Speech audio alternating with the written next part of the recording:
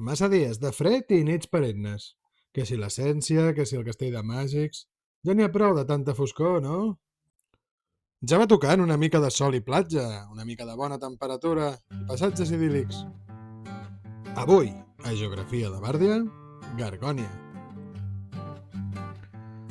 Tot i considerar-se un dels 4 continents de Bàrdia, la regió de Gargònia és una gran àrea oceànica, esquitxada per centenars d'illes i una gran formació de terra coneguda com l'illa dels Tres Cranis. A diferència del pol nocturn, aquí sí que hi ha distinció entre el dia i la nit, i acostuma a haver-hi un clima molt més agradable. L'única pega d'aquest paradís és una petita sobrepopulació de tripulacions pirates que fan vida per aquest territori. Especialment és millor anar amb compte amb 3 bandes que es reparteixen l'illa dels Tres Cranis. La banda d'en Guifré, la banda del Mamut o la banda del Cranc.